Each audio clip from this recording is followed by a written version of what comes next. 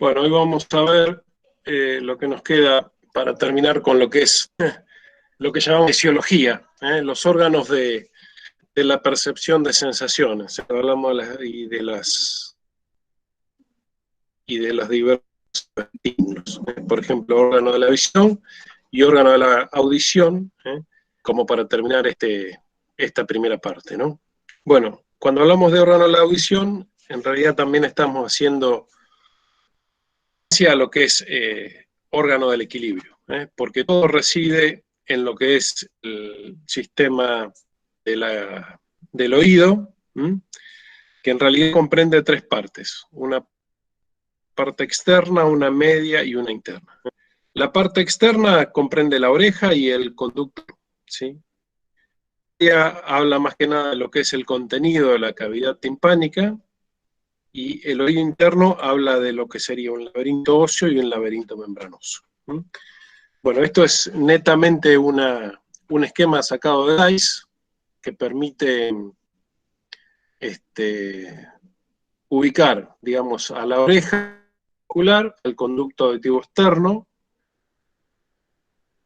el oído externo, la cavidad tímpana que correspondería al oído medio y al oído interno. Todo lo que es oído interno y oído va a estar situado dentro de la porción temporal. Mientras que lo que es el oído externo, vamos a estudiar que tiene una parte ósea, que ustedes ya vieron en Anatomía 1, supuestamente también perteneciente al hueso temporal, que es el meato acústico externo óseo, ¿cierto? Y después se le suman dos cartílagos, que serían el cartílago y el cartílago auricular o conchal, que son los que le dan más que nada la forma, la generalidad. En el órgano, repetimos, el oído interno reside tanto lo que son las sensaciones de audición y de... Bueno, el oído externo está con oreja o pabellón ocular, que tiene, como tiene acá descriptor, dos caras, una medial y una lateral. Dos bordes, rostral y caudal, una base y un vértice. La oreja, ¿dónde aboca? Bueno, al meato acústico externo, que habíamos dicho, tiene una primera porción que es cartilaginosa y segunda que es ósea. En la conformación de la oreja intervienen dos cartílagos, que son y el anular. El anular es el que ya es el más proximal, digamos, es cortito. Todos los cartílagos son elásticos de la oreja, y este anular lo que hace es prácticamente servir como nexo de conexión entre el cartílago auricular y el conducto auditivo óseo. Bueno, el auricular es el que le da la forma a la oreja de cada especie. Ahora vamos a ver lo que es la oreja de perro y la oreja del equino en cuanto a su forma. También vamos a destacar algo del porcino y del bovino, ¿sí? Y a estos dos cartílagos se suma un tercer cartílago que sirve a los músculos extrínsecos de la oreja, que son los que mueven la oreja para orientarla hacia la fuente de sonido, en la cual encontramos el cartílago que se llama escutiforme, porque tiene forma de escudo, es un cartílago plano, es palpable en el animal vivo, y ahora vamos a ver su ubicación gráfica, ¿sí? Bueno, y el meato acústico externo, o conducto auditivo externo, ya lo mencionamos, tiene una porción cartilaginosa que pertenece al temporal, perdón, una ósea que pertenece al temporal, y una cartilaginosa que está dada principalmente por la parte proximal del auricular y el anular. A medida que dirige a insertarse con sus cartílagos, por supuesto que la luz de la oreja se va haciendo mucho más tubular para continuarse armónicamente con el meato acústico externo. ¿Se escucha bien? Bueno, y acá tenemos la representación de los dos cartílagos que describíamos primero. El auricular o conchal, repetimos, en la bibliografía vieja, y el anular. El anular es muy sencillo de describir. Es cilíndrico y es, decíamos, la conexión del auricular para la conformación del conducto auditivo externo. La base siempre es esta zona que encontramos hacia ventral o hacia medial, porque hay algunas especies que tienen una posición más bien no tan vertical como la equino y de los carnívoros. El vértice es la porción más dorsal, ¿cierto? De los dos bordes, borde medial, borde lateral. Según la especie van a ver que hay bastante estructura. Por ejemplo, el antix, que es una porción ligeramente cartilaginosa transversa a lo que sería el conducto, el trago, el antitrago, y según la forma que tengan, le van a dar la forma a la especie que estemos hablando. El cartílago auricular presenta foraminas, como tienen acá dibujado. ¿Para qué sirve? Bueno, principalmente para el pasaje de vasos sanguíneos. Este cartílago auricular provee la base cartilaginosa de la oreja. Y por supuesto que está revestida, tanto en su cara medial como en su cara lateral, por un tegumento, que según la especie va a tener más o menos pelo, según la que estemos hablando. Por ejemplo, la oreja del cerdo es relativamente carente de pelos, ¿sí? Lo contrario sucede en los carnívoros.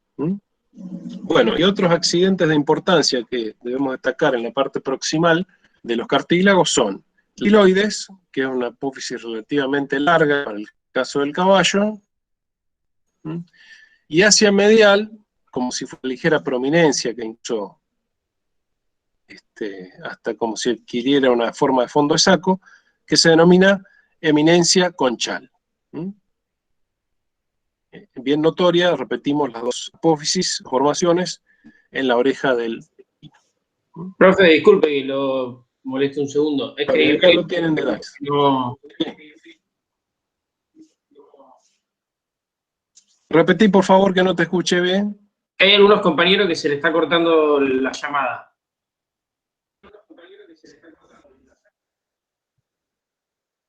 Bueno, ¿vos me escuchás bien? Sí, sí. Bueno, calculo que debe ser problema de la conexión de ellos. No puedo hacer ninguna cosa rara, digamos. Lo van a tener posteriormente grabado. ¿Me entendés? Bueno, y acá tenemos lo que sería la oreja del felino y la oreja de un canino. La oreja del felino tiene, por supuesto, todas sus capas, las dos capas cutáneas y la capa cartilaginosa. Y como está cortada, acá lo que se puede apreciar es cómo a medida, repetimos, que se va hacia la parte proximal, eso se hace como si fuera un embudo y ese conducto va adquiriendo Profe, una... Sí. se salió la presentación. Hey. A ver.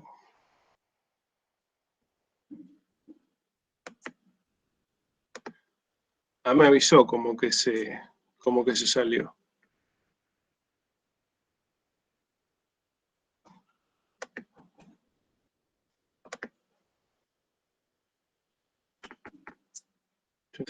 Vamos de nuevo.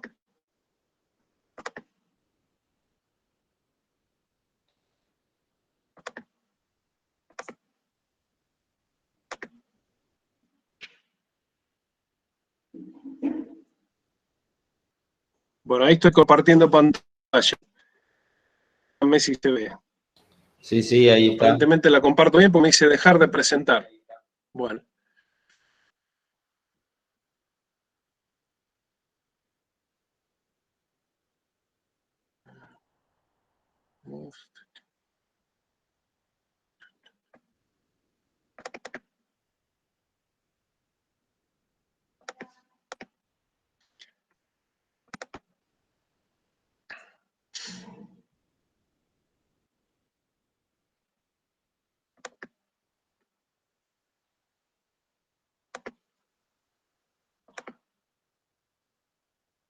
Bueno, habíamos quedado acá. Entonces decíamos que a medida que ese conducto proximal se va haciendo mucho más cilíndrico y tubular en su sección. El conducto auditivo externo tiene un revestimiento epitelial. Muchas veces se confunde con que es una mucosa, pero no. Es un tegumento cutáneo que pasa a revestir el conducto auditivo externo. Por lo tanto, en su luz se van a encontrar, por ejemplo, células productoras de cera, que se denominan células ceruminosas. Células que producen algo de secreción sebácea, células sebáceas, o incluso van a encontrar pelo en el mismo conducto auditivo externo. Eso se da, repetimos, porque es una piel, un revestimiento cutáneo que reviste todo ese conducto. El fondo del conducto se da en el límite entre el oído medio y el oído externo, que está dado por la membrana timpánica. Membrana timpánica o tímpano como sinónimo. Y es realmente una terminación abrupta de ese conducto. Timpánica se impone entre las dos partes del oído.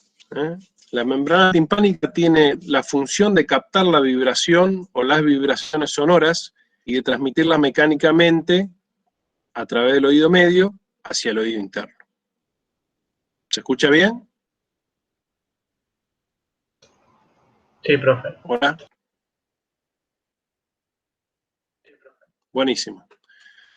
Bueno, acá tienen un corte transversal de una cabeza de un perro. Fíjense que abarca la fóvea caudal de la cavidad craneana, las fosas temporales, por eso ven los músculos temporales, y las dos orejas. Fíjense que acá les marca los diversos planos cutáneos, ¿sí? Y esto que tienen marcado como el número 1 sería toda la parte cartilaginosa. Una vez que se termina de disecar el cartílago, aparece el conducto en toda su extensión. En este punto estaría localizada la membrana timpánica, o tímpano, ¿sí? Y algo que es muy característico de los carnívoros, felino y perro, es que el conducto auditivo externo tiene dos porciones, porque es bien acodado, como decimos. Entonces tiene una primera porción que es prácticamente vertical, y después otra porción que es relativamente horizontal. Eso hay que conocerlo porque a la hora de hacer una inspección del conducto auditivo externo con el otoscopio, hay que saberlo colocar debido a este acodamiento que tiene el conducto. En las demás especies no está marcado esto de las dos porciones que se dan los carnívoros. Pero siempre es el conducto auditivo externo, desde la base de la oreja, tiene siempre un recorrido hacia craneal, hacia medial y hacia ventral. Ligeramente hacia ventral, para terminar en el fondo, que es, repetimos, la membrana timpánica. Bueno, esa oreja ustedes lo habrán visto ya con su mascota, o los caballos mismos, o el bovino, ponen las orejas para identificar la fuente de sonido. En realidad eso tiene que ver con la captación, o la mejor captación de las ondas sonoras, para que esa onda estimule la membrana timpánica y que físicamente pueda transmitir el impulso. Bueno, entonces, hay un montón de músculos que son motores de la oreja.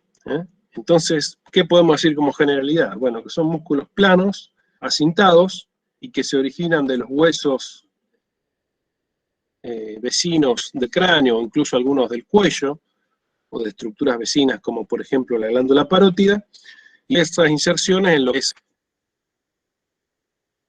el cartílago auricular.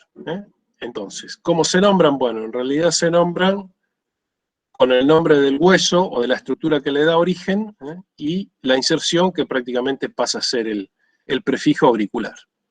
Por ejemplo, este que tenemos acá, el músculo cigomático auricular, nace en la proximidad del hueso cigomático y se inserta en la base del cartílago auricular. Lo mismo con este otro caudal que les marco, el cérvico auricular profundo. Entonces es relativamente fácil, en base al origen y a la inserción, darse cuenta de ese músculo y cómo orienta la oreja. Por ejemplo, cuando vemos glándulas salivales, vamos a ver que la relación superficial de la glándula parótida, que está acá abajo, da origen a este músculo que es el parótido. Fíjense dónde se origina, de zona. Bueno, se dan cuenta que cuando ese músculo se contrae, lo que hace es desplazar o quebrar o girar la oreja, digamos, hacia ventral. A medida que todos estos músculos hacen movimientos combinados, puede aparecer la rotación y la mejor orientación del pabellón al sonido. Bueno, esto corresponde a lo que sería un canino. Bueno, y acá lo tenemos en un caballo. Tenemos el cráneo, y acá está, por ejemplo, la sorca, como para que se ubiquen. Profe, se salió de nuevo la presentación. Se salió de nuevo la presentación. Bueno, ahí voy. Sin embargo, ¿me siguen escuchando? Sí, sí. Sí, sí. Sí, escuchar sí, pero entrecortado. Me parece que vamos a tener que estar así toda la sesión. No sé por qué, pero bueno.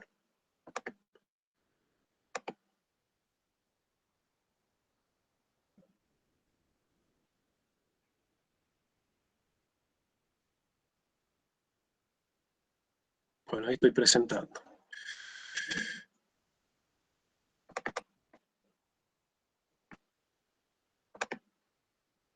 Bueno, esta es la cabeza del caballo, habíamos dicho el cráneo, las dos órbitas, fosas temporales, ¿sí? Acá se aprecia lo que sería la nuca y las orejas. Entonces, fíjense cómo de los músculos corresponden al origen, ¿cierto? Y la inserción casi todo es auricular. Acá en esta diapositiva podemos apreciar el tercer cartílago, que yo les había hablado, que era un cartílago superficial sobre la fosa temporal, que es este que se llama cartílago escutiforme, con forma de escudo. Y no es más que un cartílago ligeramente ovoideo, que permite, a través de conexiones ligamentosas con el cartílago auricular, conectar, digamos, ciertos músculos, como por ejemplo el frontoauricular, que es este que tenemos acá, y permitir mayor capacidad de movimiento al pabellón auricular. ¿Se escucha bien? Bueno, eso es musculatura extrínseca. Sí, profesor. Bueno, gracias. Y permite, digamos, rotar, mover, girar la oreja. Existen algunos haces intrínsecos de músculo que, bueno, prácticamente se los presento acá, pero no tienen ningún tipo de importancia desde el punto de vista de la clínica o de la cirugía. Por eso, sinceramente, lo pasamos de largo. Bueno, esa oreja tiene, en general, provisión de vasos sanguíneos a partir de dos ramas arteriales, que se denomina arteria auricular rostral y auricular caudal. La auricular rostral es rama de la arteria temporal superficial, y la caudal en general es rama directa de la carótida externa. Las venas son satélites y terminan abocando hacia las venas yugulares, yugular externa, y la inervación del pabellón auricular y conducto auditivo tiene derivado del nervio auricular caudal y el aurículo palpebral, que son ramas del nervio facial o intermedio facial, y también tiene conexiones nerviosas de los pares espinales, cervical 1, cervical. Todo eso es lo que es musculatura tipo motora. Y lo que es sensibilidad está dado por el quinto par craneal y por el parte del vago. Hay unas ramas que se denominan ramas auriculares del nervio vago que precisamente van hacia el pabellón auricular y conducto auditivo externo.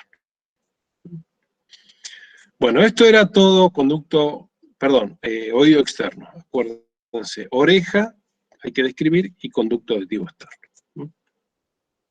El oído medio, habíamos dicho que se limitaba en su posición topográfica a lo que es la cavidad timpánica. Está interpuesto, por supuesto, entre el oído interno y el oído externo. Es una gran cavidad relativamente aplanada lateralmente, que tiene más que nada una parte dorsal, o divertículo epitimpánico, una parte media, o mesotímpano, también llamada atrio, y una parte ventral que corresponde a la expansión de la bulla timpánica. La bulla timpánica es bien visible en la calavera, es un accidente que se destaca como la parte ventral de la parte petrosal temporal, ¿sí? Bueno, y al decir que es una cavidad, la forma más fácil de describirla es nombrando las paredes, ¿sí? Tiene una pared lateral que está separada mediante la membrana timpánica del oído externo, ¿sí? Una pared medial sobre la que vamos a encontrar dos ventanas, ventana vestibular, ventana coclear y un promontorio. Una pared rostral desde la cual se origina la tuba auditiva, trompa auditiva o trompa de Eustaquio, los tres son sinónimos. Una pared caudal o mastoidea sin accidente. Un suelo que da hacia la bulla timpánica, ¿sí? Y un techo sobre el cual, digamos, cobra importancia el recorrido del nervio facial sobre él. ¿Se escucha bien? Sí, profe. Bueno, entonces, acá está media borrosa, ya la vamos a ver de nuevo, la vamos a repetir en otras diapositivas, pero esto sería la cavidad timpánica. Habíamos dicho una parte dorsal o epitímpano, una parte media y una parte ventral. Sobre el epitímpano, ahí tenemos que corre el nervio facial. ¿Por qué está el nervio facial en esa situación? Bueno, porque junto con el par craneal vestíbulo coclear, penetran hacia la parte petrosa del hueso temporal a través del orificio auditivo externo. Abandonan, digamos, la meninge y pasan hacia las partes superficiales del cráneo a través del meato acústico interno. Bueno, en esta parte dorsal también lo que vamos a encontrar son parte del yunque y de la cabeza del martillo, que son dos huesecillos que ahora vamos a describir, componentes de la cadena de huesos de ese oído medio, ¿sí? Bueno, y acá lo que les marca como un conducto que sale hacia ventral es la posición de la tuba. Tuba auditiva, habíamos dicho también trompa auditiva o trompa de Eustaquio.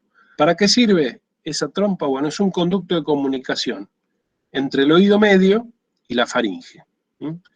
Por ahí cuando ustedes viajan a la sierra o viajan en avión y el avión cambia rápidamente de altura, ustedes sienten como un pequeño crujido en los oídos. Bueno, eso se debe al cambio de presión que hay en la faringe y en el oído medio, conectados por esta trompa.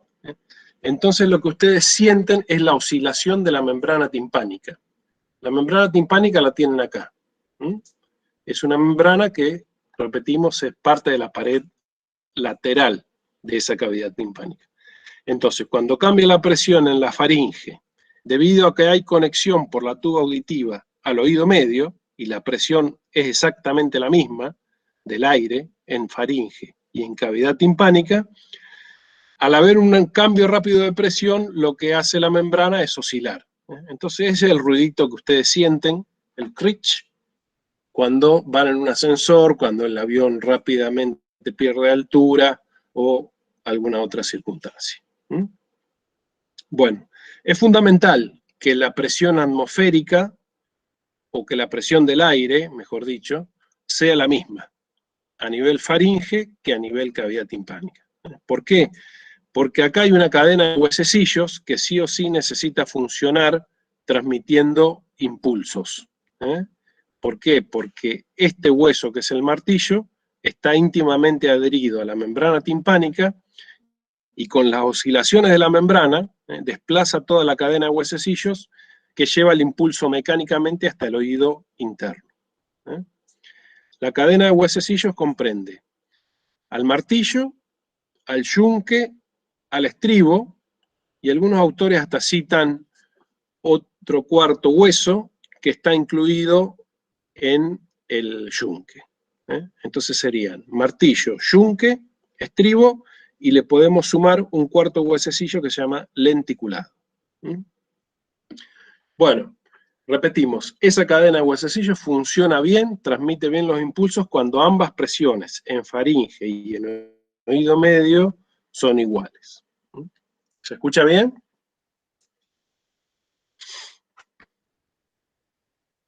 Sí, profe. Sí, sí. Bueno, Sí, hacia sí. ventral, la parte que cuentan o que ven desde la vista ventral del cráneo es la bulla timpánica, bulla o ampolla timpánica. ¿Para qué se cree que sirve esta parte más dilatada ventral? Bueno, para amplificar sonidos. Tiene, según la especie con diverso grado de desarrollo, crestas óseas internas, que, repetimos, se cree que interviene en lo que sería la amplificación de sonidos. Bueno, y nos queda describir lo que es pared medial. En pared medial habíamos dicho que tenemos dos ventanas, una que se denomina ventana vestibular, que es esta sobre la cual apoya el huesito que se denomina estribo, una ventana coclear, como suena, con C, cóclea hace referencia a caracol. Vamos a ver que en el oído interno hay una estructura que se llama caracol y caracol membranoso, que es esta que está acá. Habíamos dicho que había un promontorio. El promontorio no es más que una prominencia ósea que produce la presencia de la cóclea hacia medial de esta cavidad timpánica. Entonces, para describir en pared medial, las dos ventanas, vestibular, coclear y promontorio. Bueno, ahora vamos a ir viendo un poco más detallado lo que es membrana, cadena de huesos y esas estructuras. Bueno, acá tienen foto de Koenig. Habíamos dicho que la membrana timpánica es una membrana que vibra, tiene tres capas. La que da hacia el conducto auditivo externo es un fino revestimiento cutáneo, el mismo revestimiento cutáneo del meato acústico externo, ¿sí? Después tiene una capa media, que es de tejido fibroblástico conectivo, y hacia medial, o sea, hacia la cavidad timpánica, lo que tiene es una capa mucosa de células simples cilíndricas. Es una capa y un revestimiento mucoso. Tiene incluso células califormes que secretan algo de mucus. La misma tuba o trompa auditiva, además de servir para equiparar las presiones a ambos lados de la membrana, sirve también para drenar el moco, que es muy poca en sí su cantidad, pero sirve para drenarlo del oído medio hacia la faringe. Bueno, la cadena de huesecillos transmite el impulso de la vibración de membrana gracias a que el mango del martillo se encuentra íntimamente adherido a esa membrana timpánica. Entonces, las oscilaciones de la membrana timpánica, gracias a su continuación anatómica con el mango del martillo, permite transmitir todos los impulsos a la cadena de huesecillos. Bueno, y acá lo tengo detallado. Fíjense en el dibujo en lápiz, en el que está en gris. Este sería el martillo, tiene una cabeza, un cuello, dos pequeñas apófisis y el mango. Parece un martillo, por eso el nombre. El mango es lo que se encuentra adherido a la cara medial de la membrana timpánica. El martillo golpea sobre el yunque, que es esta estructura que tenemos acá, ¿sí? Y que tiene dos ramas, una corta y una larga. La larga es la que posee en su extremo ese cuarto hueso que podíamos citarlo como parte del yunque o como un hueso independiente, según el autor, que es el hueso lenticulado. Es redondito, tiene forma de lenteja, y por eso el nombre de lenticulado, ¿sí? Bueno, y el lenticulado lo que hace es transmitir el impulso al estribo, que como se parece a un estribo de montar, porque tiene una cabeza, dos ramas y una base, se le da el nombre de estribo. La base del estribo apoya en íntimo contacto contra la ventana vestibular. Entonces, toda esta oscilación y movimiento de estos huesos en sí termina desplazando al estribo, que el estribo es el que, al estar en contacto con la membrana con la ventana vestibular, transmite el impulso a un líquido que hay en esa cavidad del oído interno que se denomina vestíbulo. Los huesecillos tienen articulaciones sinoviales entre sí. ¿Se escucha bien? Sí, sí. ¿Alguien que conteste, por favor? Bueno, Profe, Gracias. ¿y tienen articulaciones sinoviales entre sí? habíamos hablado de la trompa. ¿Tiene cápsula articular entonces? ¿Cómo? Usted dijo que son... Sí, sí, tienen cápsula articular y tienen incluso alguna pequeña cantidad de sinovia entre las caras articulares. ¿Mm?